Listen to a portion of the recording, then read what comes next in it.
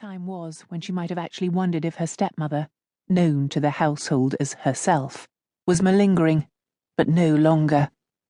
Not after years of false alarms and voices screaming in the middle of the night about attacks, which generally turned out to be indigestion.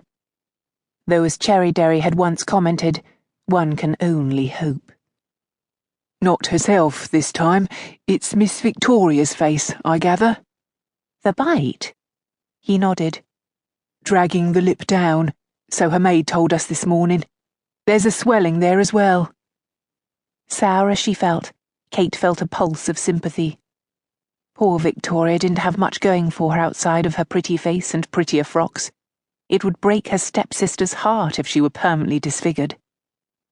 "I have to talk to herself about the vicar's wife," she said, handing her pelisse to Cherryberry. "Or rather, the former vicar's wife. After his death, I moved the family to the far cottage." "Bad business," the butler said. "Especially in a vicar. Seems that a vicar shouldn't take his own life." "He left her with 4 children," Kate said. "Mind you, it's not easy for a man to get over the loss of a limb." "Well, now his children have to get over the loss of him," she said unsympathetically. "Not to mention that my stepmother sent an eviction notice to his widow yesterday." Cherryberry frowned.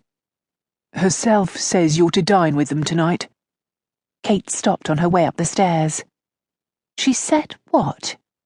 "You're to dine with them tonight, and Lord Dimmesdale is coming." "You must be joking." But the butler was shaking his head. "She said that. What's more, she's decided that Miss Victoria's rats have to go, but for some reason she banished them to your chamber." Kate closed her eyes for a moment.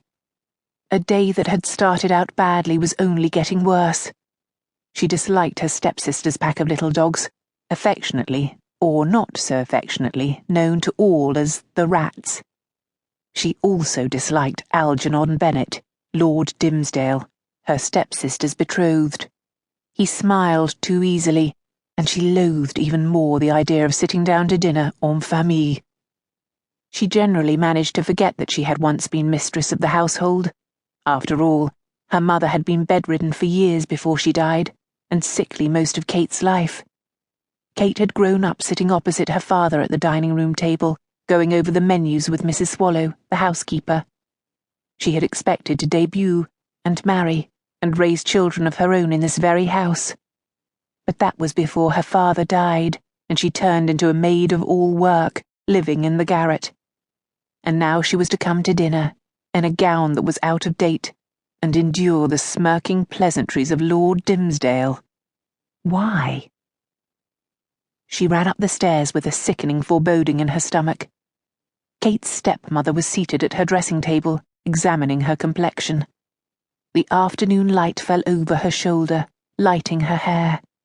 It had a glare to it, that hair, a fierce yellow tint as if the strands were made of minerals. She was wearing a morning dress with a pleated bodice of lilac net, caught under her breasts with a trailing ribbon. It was lovely, for a debutante. But Mariana could not abide the fact that she was no longer in her 30s. In fact, she had never really accepted the loss of her 20s.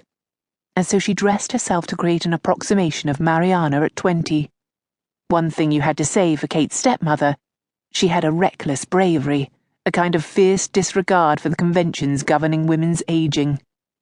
But of course, if Mariana's costumes were the outward expression of her ambition, they were also the refuge of the failed.